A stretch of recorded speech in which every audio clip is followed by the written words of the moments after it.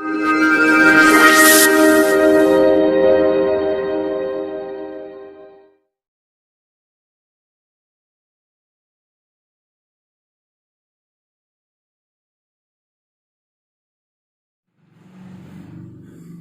Evening students. आज की अपनी जो लाइव क्लास चल रही है, इस लाइव क्लास में हम पुनः लेसन नंबर 7 को स्टार्ट करने जा रहे हैं, जो कि एक कुछ लंबे अंतराल के बाद हो गया। ज्यादा लंबा अंतराल तो नहीं, हमने बीच में लेसन नंबर 11 हमने लिया, लेसन नंबर हमने 12 को भी ले लिया, क्योंकि कई स्टूडेंट्स की कंटिन्यू मेरे व्हाट्सएप पर मैसेज आ रहा था कि सर लेसन नंबर 12 की भी वीडियो प्रेजेंट करें। लेसन नंबर 11 अपना लगभग हो चुका है, ठीक है ना। लेसन नंबर 11 में कुछ टॉपिक्स बाकी है, उनकी भी वीडियो बनाई है, तो हमने उन वीडियो को दोबारा से इंक्लूड करते हुए वापस से लेसन नंबर 11 को हमने कंप्लीट किया, लेसन नंबर 12 को हमने स्टार्ट किया, और अब लेसन नंबर 7 को भी हम लगभग एंडिंग की ओर चल रहे हैं।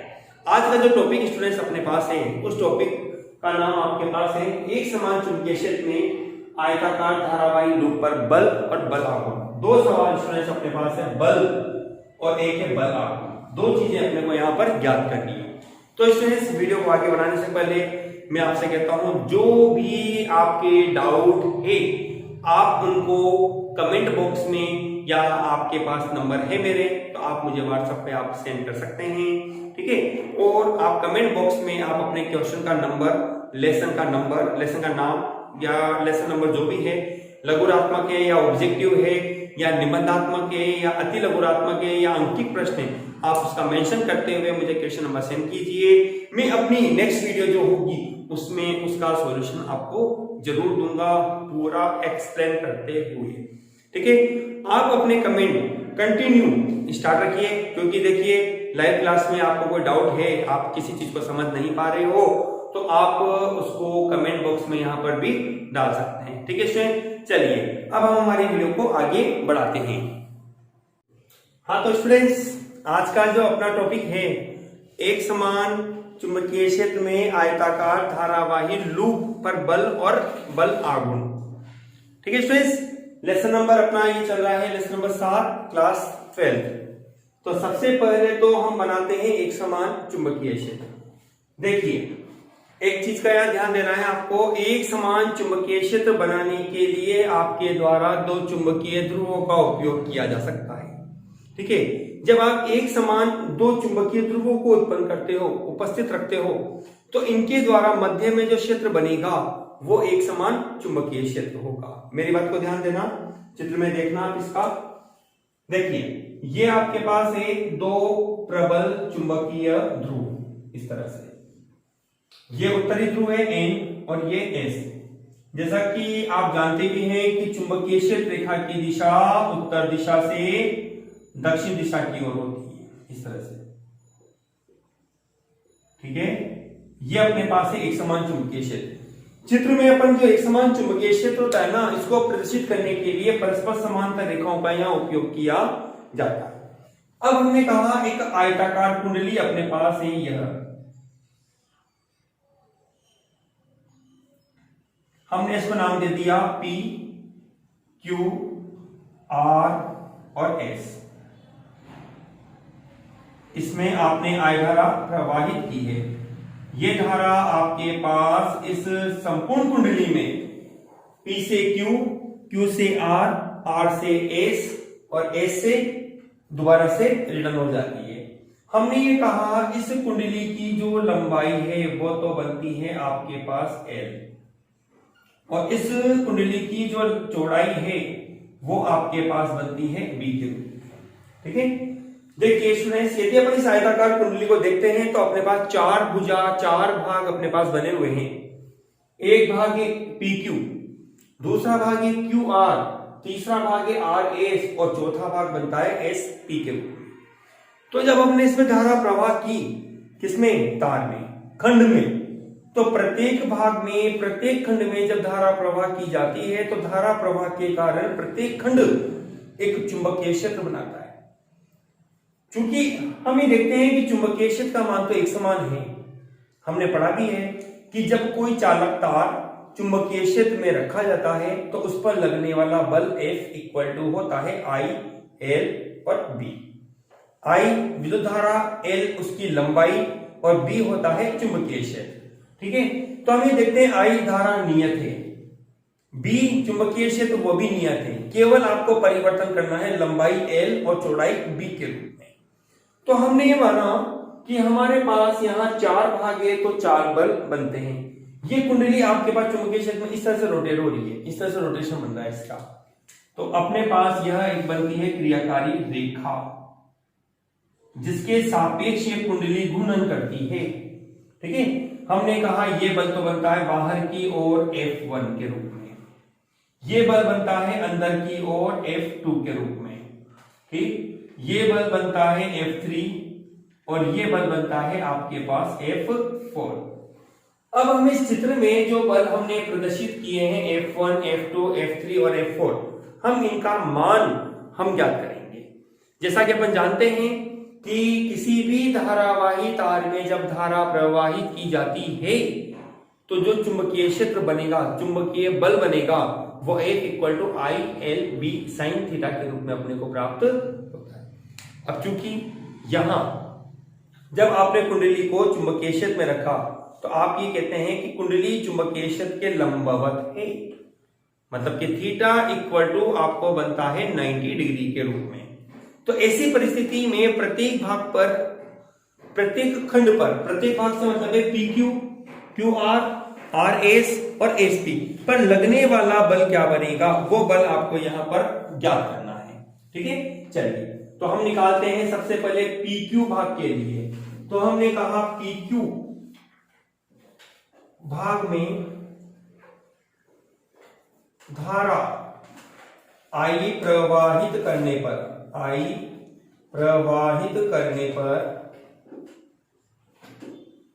उत्पन्न चुंबकीय बल अपने पास है कितना, अपन ने F1 मान रखा है, अपने पास आ जाएगा I_L×B, अपन ने पढ़ा है इसको। ठीक है ना, आप इसको लिख सकते हैं I_L_B sin थीटा। यहां आपके पास बनता है थीटा =90 डिग्री, तो sin 90 डिग्री होता है 1, तो आपको बनेगा F1 बराबर होगा I_L_B। ठीक है स्टूडेंट्स, ये आपके पास आती है समीकरण नंबर 1। मैंने इसको समीकरण नंबर 1 आपको नाम दे दिया। अब इस समीकरण नंबर 1 में जो बल आपको मिला, इसकी दिशा क्या होगी, इसकी दिशा आपको यहां पर निकालनी है। आप किस नियम से कैसे इसकी दिशा को ज्ञात करोगे, ध्यान से सुनना, ध्यान से समझना। तो स्टूडेंट्स, अपन यहां पर F1 जो बल बनता है, इसकी दिशा को हम ज्ञात कर सकते हैं दाएं हाथ के पेच नियम की सहायता से। कौन से नियम की सहायता से? दाएं हाथ के पेच नियम, जिसको आप यूं भी कह सकते हो दाहिने हाथ के नियम की सहायता, जिसको मैंने अपनी क्लास में बताया था थप्पड़ के नियम। अपने द्वारा बनाया गया एक लॉजिक है, कोई विशेष नियम नहीं है, कोई थप्पड़ का जो नियम है वो पॉइंट नहीं है, केवल अपन जनरल रूप में अपने याद करने के पर्पज से उसको थप्पड़ का नियम अपने नाम दे दिया है। तो आप यहां इसके साथ इसको मेंशन जरूर करेंगे कि आप जो दिशा बता रहे हो वो दिशा क्या है। वो दिशा आपके पास है, यहां पर लिख देते हैं अपन दाएं हाथ के नियम से आपके पास F1 आ रहा है बाहर की ओर, नियम से बाहर की ओर। ये चीज लिखनी आपको जरूरी है, ध्यान रखिएगा। ठीक है ना, क्योंकि यदि आप ये चीजें मेंशन नहीं करते हो ना तो आपके नंबर कटते चले जाएंगे। ठीक है, अब इसी प्रकार से अपने पास ही तो हुआ F1 के लिए, PQ के लिए। अब आते हैं अपन इसी का उल्टा कर लो। PQ के बाद कौन आ रहा है? QR को ले लो, RS को ले लो, सॉरी।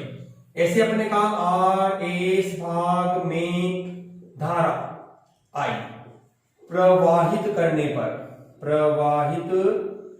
पर उत्पन्न चुंबकीय क्षेत्र, उत्पन्न चुंबकीय बल आपके पास बनेगा F2 बराबर I_L×B, यहां पे सदिश चिन्ह होगा। ठीक है, कितना बनेगा? I_L_B sin theta. वही बात है यहां पे भी, यहां थीटा इक्वल टू आपको कितना मिलेगा? 90 डिग्री, और sin 90 डिग्री इक्वल टू कितना हो जाएगा? 1। तो आपको बनेगा F2 बराबर कितना? L b. अब यहां पर नंबर 2 दे दिया, नियम तो ये लिखोगे क्या, दाएं हाथ के नियम से अंदर की ओर, ठीक है ना, ये दिशा आपके पास किस ओर चली गई, अंदर की ओर। इस तरह से अपने पास पी क्यू और आर एस दो भागों के लिए लगने वाले बल की दिशा और परिमाण हमने यहां पर प्राप्त कर लिया। अब हम शेष दो बल जो कि कौन से हैं, F3 और F4 का मान ज्ञात करेंगे। ठीक है, चलिए अब अपन निकालते हैं QR और PS के लिए। तो हमने कहा QR भाग में धारा I प्रवाहित करने पर उत्पन्न चुंबकीय बल कितना होगा, F3 बराबर होगा I। अब यहां L की जगह आपके पास बनेगा B, क्योंकि इसकी लंबाई आपके पास कितनी है, B के रूप में, B सदिश और क्रॉस B सदिश, ठीक है, सदिश होगा, या I B कैपिटल B और साइन थीटा। अब चूंकि यहां आपके पास कंडीशन है, यहां थीटा इक्वल टू 90 डिग्री और आपको बनता है sine 90 degree is equal to 1, तो आपको बनेगा F3 बराबर होगा I small b capital B। अब इसकी दिशा भी बनाओ आप, क्या दिशा बनेगी, वही बात कहेंगे आप, दाएं हाथ के नियम से ऊपर की ओर, नियम से ऊर्ध्वाधर ऊपर की ओर, ठीक है। चलिए अब नेक्स्ट अपने पास लास्ट भाग बनता है PS भाग में धारा I प्रवाहित करने पर उत्पन्न चुंबकीय बल अपने पास होगा F4 सदिश बराबर होगा I B क्रॉस B, या डायरेक्ट लिख देता हूं मैं, अब I B कैपिटल B। इसकी दिशा भी आपके पास बनेगी, दिशा कौन से, दाएं हाथ के नियम से नीचे की ओर, ठीक है। इस तरह से आपके पास समीकरण नंबर 1 भाग PQ के द्वारा, समीकरण नंबर 2 RS के लिए, समीकरण नंबर 3 आपको प्राप्त है यह, वह आपके पास है QR के लिए, और अंतिम आपके पास बनता है नंबर 4, समीकरण नंबर 4, जो कि आपके पास भाग PS के लिए चुंबकीय क्षेत्र के चुंबकीय बल के परिमाण को प्रदर्शित करती है। अब अपना काम क्या है, अब अपन ने सभी बल निकाल लिए। देखिए अपना पहला भाग पूरा होता है बल, आपने पहला उद्देश्य पूरा कर लिया कि बल का मान क्या होगा, वो आपने सभी बलों को यहां पर आसानी से याद कर लिया, ठीक है। अब स्टूडेंट्स यदि मैं कहता हूं नेट बल क्या होगा, सुनना मेरी बात को ध्यान से, नेट बल क्या होगा। अब नेट बल में कुछ अंडरस्टूड है, यहाँ पे कुछ लैंग्वेज अपने पास बन रही है जिसको मैं बोल रहा हूं, आपको लिखना रहेगा।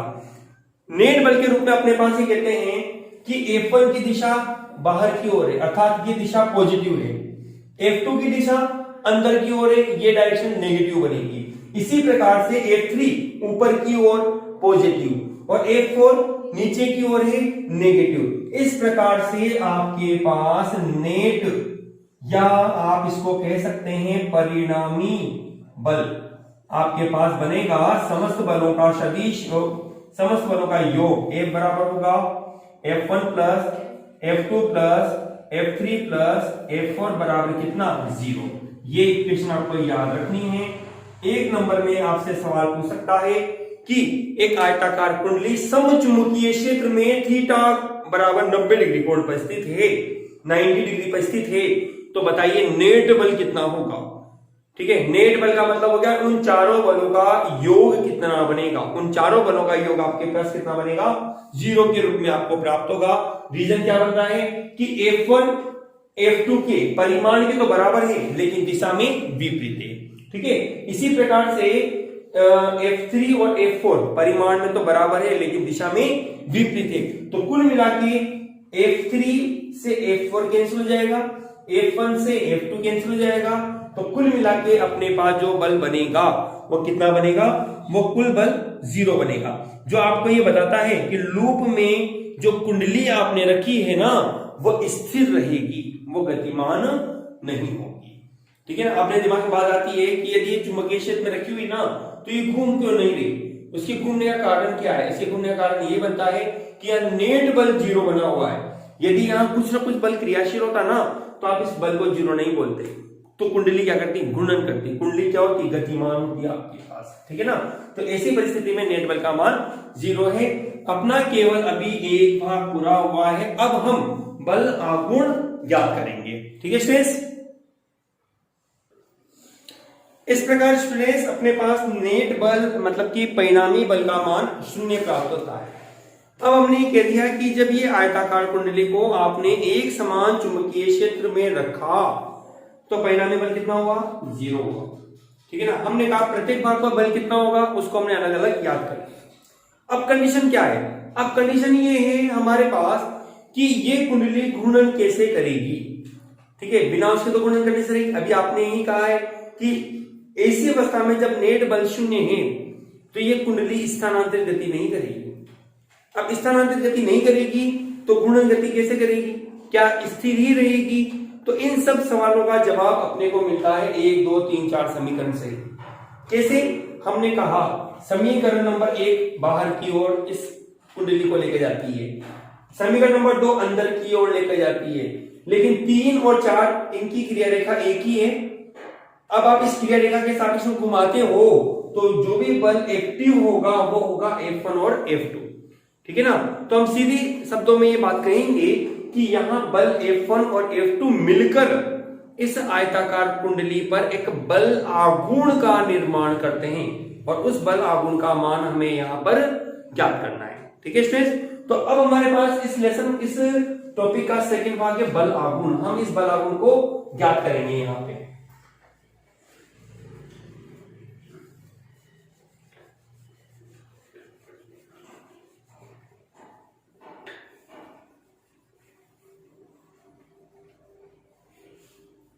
देखो हमने ये कहा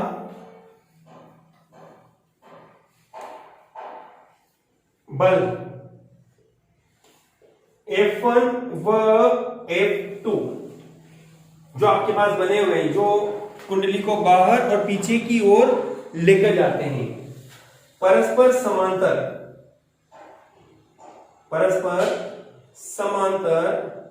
व विपरीत है। अतः ये बल आघूर्ण का निर्माण करते हैं, बल आघूर्ण का निर्माण करते हैं, जिसका मान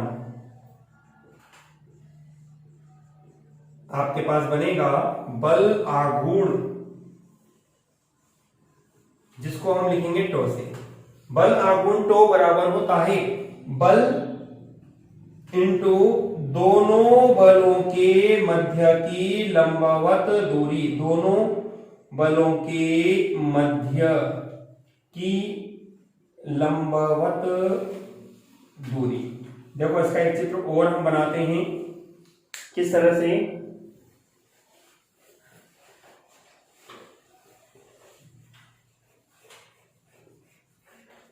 अपने पास बनेगा इसका चित्र। देखिए ये तो है अपने पास इस कुंडली के रूप में, जो कि चौड़ाई अपने पास है b के रूप में। ठीक है।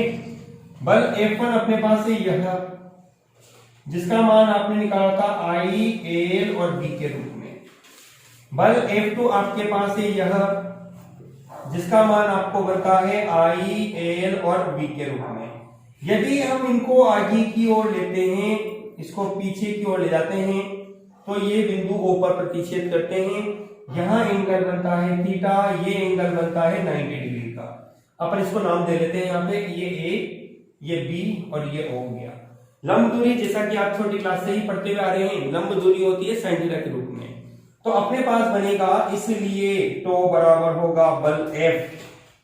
ठीक है। लंब दूरी हो गई OB, या आप लिख सकते हो एफ का मान हो गया आई, एल और बी और ओ बी, आपको मान निकालना है। अभी तक आपके पास समीकरण नंबर आई थी नंबर 5 के रूप में, समीकरण 5 आपको प्राप्त हुई थी। अब अपने को निकालना है लंब दूरी ओबी का मान। ओबी का मान अपने पास है लंब के रूप में साइन थीटा आता है, तो अपन जानते हैं चूंकि साइन थीटा बराबर होता है लाल बटे कक्का लंब ओबी बटे एबी, ठीक है ना। ओबी और एबी का मान है आपके पास कितना, स्मॉल बी, तो कितना हो जाएगा, ओबी बराबर हो जाएगा बी साइन थीटा। समीकरण नंबर कितना, 6 नंबर। आ जाइए आप समीकरण 5 व 6 से क्या बनेगा आपके पास, तो बराबर होगा i l b into b और साइन थीटा, ठीक है स्टूडेंट्स। तो इसको अपन और चेंज कर सकते हैं। हम ये जानते हैं चूंकि आयताकार लूप का क्षेत्रफल कैपिटल ए बराबर होता है एल इंटू बी, तो आपको बनेगा तो बराबर होगा आई ए और बी और साइन थीटा। हमने कहा यदि कुंडली में कुल फेरे कैपिटल एन हो तो आपके पास बनेगा टो बराबर n i a b sine theta. Students आप इसको नाम से भी याद रख सकते हैं, इसको मैं एक ट्रिक के रूप में आपको याद करा देता हूं। टो बराबर होगा बीना, B I N A sine theta. आप इसको इस रूप में भी पढ़ सकते हैं। यह समीकरण नंबर बनती है नंबर 7। समीकरण 7 आयताकार लूप पर लगने वाले बल आघूर्ण को प्रदर्शित करती है। इस प्रकार अपने पास आयताकार कुंडली पर लगने वाला बल आघूर्ण टो बराबर बनता है बिना साइन थीटा के रूप में। स्टूडेंट इस फॉर्मूले को एक स्टैंडर्ड रूप में और बदला जा सकता है। देखो कैसे, क्योंकि एक आपके पास एक छोटा सा सवाल पूछ सकता है यह कि आयताकार कुंडली किस तरह से एक द्विध्रुव का निर्माण करती है, ठीक है ना। द्विध्रुव का मतलब है दो ध्रुव वाला निकाय। जैसे हमने लेसन नंबर 1 में भी हमने पढ़ा है विद्युत क्षेत्र वाले में, जिसमें हमने विद्युत द्विध्रुव आघूर्ण का जिक्र किया था और जिसको हमने टी से लिखा था। तो यहां जो फॉर्मूला हम बनाने जा रहे हैं वो लगभग हमारे पास बल आघूर्ण टो बराबर पी ई साइन थीटा के समतुल्य हमें प्राप्त होगा, ठीक है। तो यहां पर एक चीज है अपने को ध्यान रखनी है, एक छोटे लूप के लिए तो हम ये जानते हैं लेसन नंबर 8 में आपके पास होता है यह कि चूंकि छोटे लूप का चुंबकीय आघूर्ण जिसमें कैपिटल एन फेरे, आई धारा व क्षेत्रफल कैपिटल ए हो तो आपको बनेगा एम बराबर एन आई ए। अतः आपके पास आएगा समीकरण 7 से आपको मिलेगा टो बराबर एम बी साइन थीटा। ये आती है आपके पास समीकरण नंबर 9। ये समीकरण स्टूडेंट्स हमारे पास जो हमने विद्युत द्विध्रुव में पढ़ी थी उसके समतुल्य है। टो बराबर P E sine theta, P की जगह एम है, ई की जगह बी है। इसको सदिश रूप में लिखो तो टो सदिश बराबर होगा एम सदिश क्रॉस बी सदिश आपको प्राप्त होगा, ठीक है स्टूडेंट्स। अब देखिए यहां पर अपने पास इससे संबंधित कुछ विशेष स्थितियां हैं जिनको हम यहां पर लिखते हैं, जिसमें विशेष स्थिति अपने पास है। विशेष स्थितियां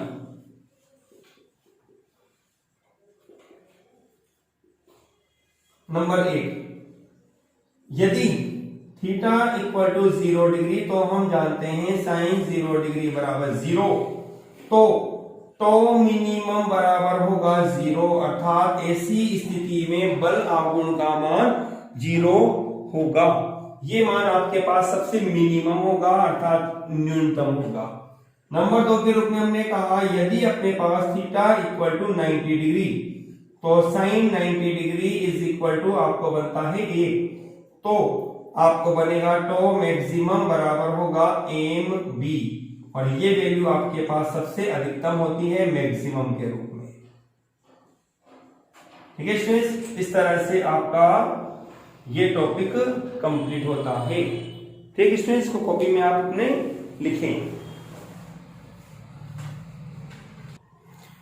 ठीक स्टूडेंट्स, इस तरह से हमने हमारे इस टॉपिक में हमने बल आघूर्ण को ज्ञात किया। टो बराबर हमारे पास पहले केस के रूप में आएगा एम की साइन थीटा, सदिश रूप में हमने लिखा एम क्रॉस बी, और विशेष स्थितियों में 2 हमारे पास आया जब थीटा इक्वल टू 0 डिग्री तो साइन 0 डिग्री बराबर 0, और टो मिनिमम बराबर बनता है 0। देखो स्टूडेंट्स, ये वो अवस्था होती है जब ये कुंडली चुंबकीय क्षेत्र के समांतर होती है ना, तो ऐसी अवस्था में बल आघूर्ण मिनिमम होगा।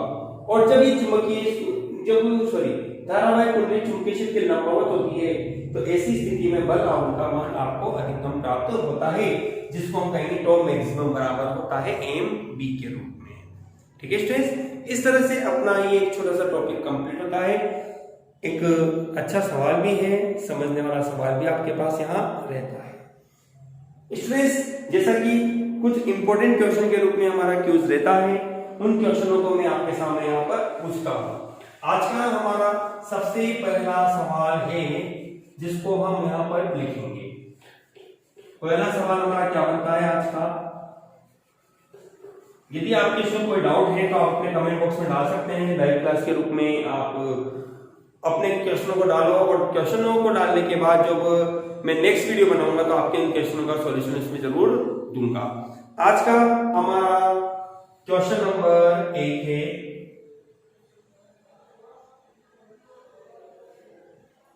बल आघूर्ण का मात्रक लिखिए। मात्रक क्या होता है आपके पास?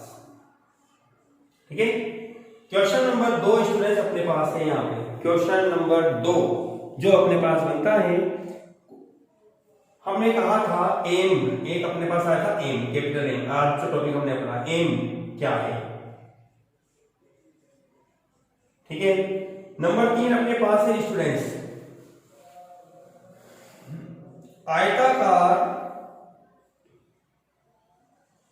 आयताकार कुंडली पर लगने वाले नेट बल का मान कितना होगा?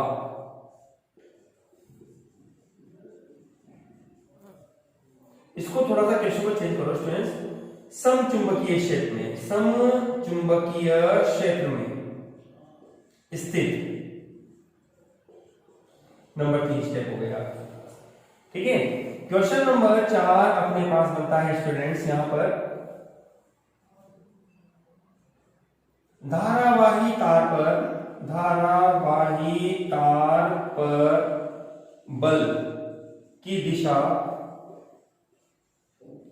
किस नियम द्वारा ज्ञात की जाती है? किस नियम द्वारा ज्ञात की जाती है? आपको उस नियम का स्टूडेंट्स नाम लिखना है यहाँ पे, ठीक है स्टूडेंट्स। इस तरह से स्टूडेंट्स अपनी आज की ये लाइव क्लास कंप्लीट होती है। आई होप आपको वीडियो अच्छी लगी होगी, और आप इस वीडियो को स्टूडेंट्स पूरा अवश्य देखिए और अपनी फेयर कॉपी में, क्योंकि जो भी मैं नोट्स बना रहा हूँ, जो बाहर बैठी हुई स्टूडेंट्स हैं जो अपनी क्लास रूम में क्लास नहीं ले पा रही है, उनके लिए भी एक फायदेमंद हो सकती है। आप अपने नोट्स भी यहाँ लिख सकते हैं, और यदि आपको कोई डाउट हो तो आप उनको मेरे कमेंट बॉक्स में लिखकर आप डाल सकते हैं। मैं अपनी नेक्स्ट वीडियो में आपको उन क्वेश्चनों का जवाब अवश्य दूंगा। यदि मान लीजिए कोई बुक से संबंधित कोई क्वेश्चन है तो आप लेसन नंबर और क्वेश्चन नंबर लिखकर मुझे डाल दीजिए, है ना। लघुरात्मक, अतिलघुरात्मक, निबंधात्मक या अंकित प्रश्न, ये भी जरूर लिखिएगा, ठीक है ना। तो मैं अपनी नेक्स्ट वीडियो में आपके सॉल्यूशन को जरूर दूंगा, ठीक है स्टूडेंट्स। वीडियो को आप अधिक से अधिक शेयर करिए। यदि आपने अभी तक मेरे चैनल को सब्सक्राइब नहीं किया तो सब्सक्राइब अवश्य कीजिए students. Okay, good night students.